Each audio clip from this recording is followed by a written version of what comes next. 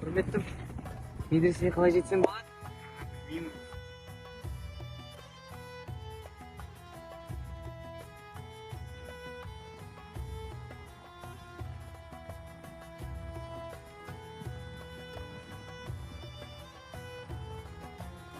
Ассалаумағалейкум. Уағалейкум ассалам.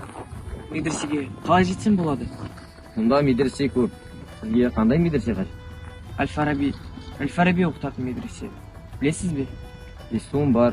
Жүріңіз, жол көрсетейін. Өзіңіз қай жақтан боласыз?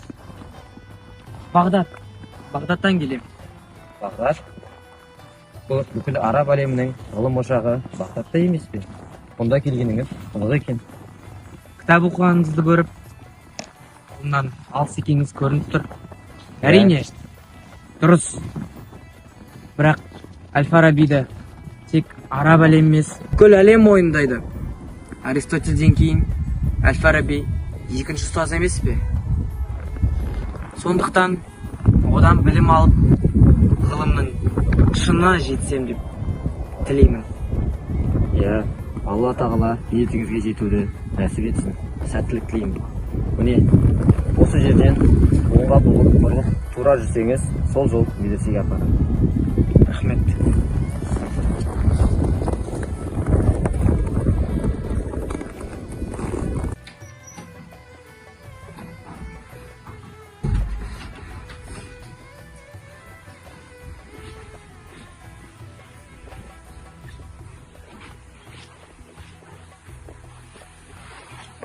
Ассалаумағалейкум. Уағалейкум ассалам.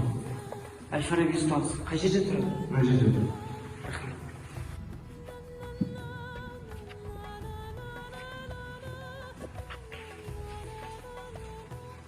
Ассалаумағалейкум. Уағалейкумассалам. Сіз азамат. Мен Закирмін. Бағдаттан келдім. Сізден білім алғым келеді. Төрлетіңіз. Қандай білім негіздерімен таныссыз? Математика, пәлсапа негіздерімен таныстым. Кейін сіздің көркем сөз кітабыңызды оқығанмын. Мұнда келіңіз. Мына сызбамен таныссыз ба?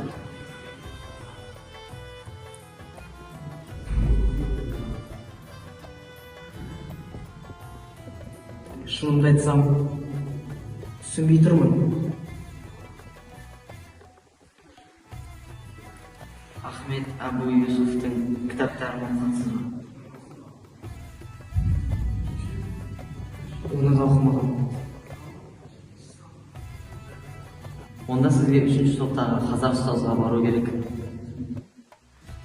Бұл Әл-Фараби ұстаз. Мен сізден білім алғым келеді. Бағдаттан тек сіз үшін келдім. Мен сені жақсы түсінемін. Бірақ мен Әл-Фараби ұстаз емеспін. Мен оның бас шәкірті Хамзамын.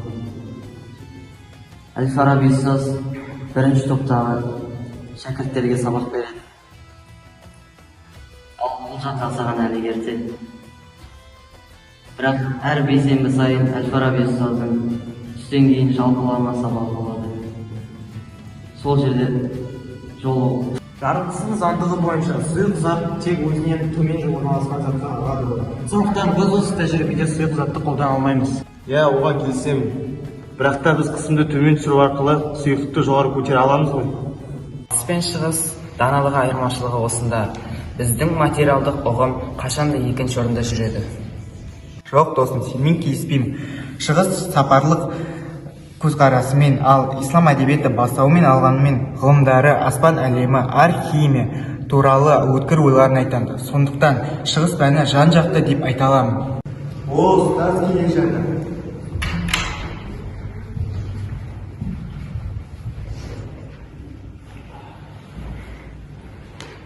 Дәрісімізді бастамастан бұрын хабарландыру айтып жүрмін. Хазіретті сұлтанымыз сахармаса соңындыру жөнінде ұсыныс жасалды. Кімнің ниеті болса, өз жобаларыңызды ұстаздар кеңесінде ұсынсаңыздар болады. Мерзімі қашан? Мерзімі жаңа ай толған кезде. Әлі уақыт көп қой. Өзге де сұрақтарыңыз болса, менің жеке қабылдауыма келсеңіздер болады. Ұстаз Әл-Фараби келе жатыр.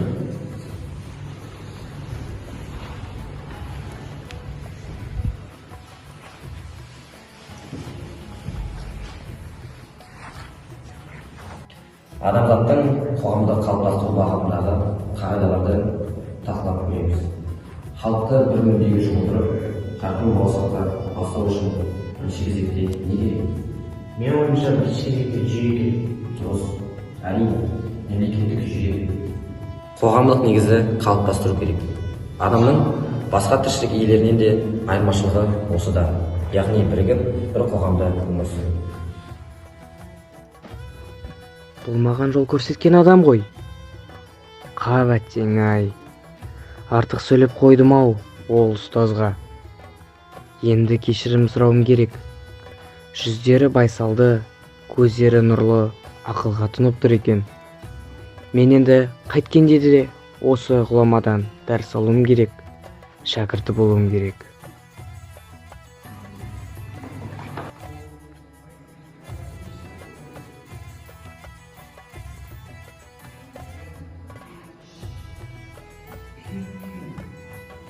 Әл-Фараби ұстаз. Мен Закирмін. Танымаған шығарсыз. Неге танымаймын? Мақтапта келген шәкірт. Маған сіз жөнінде айтты. Мен сізді қабылдаймын. Менің қосымша дәрістеріңізге келе беруіңізге болады. О, ұстаз. Таң атпай айтқан дөрекілігім үшін кешірсіз. Мен күні-түні оқимын. Тек менің сөзімен сеніңізші. Жастың арманы ағашқа су құйған секілді емес пе?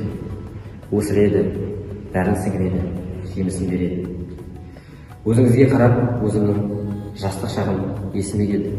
Олай болса, ертеңгі дәрісімізде кездескенше. Рахмет, ұстаз.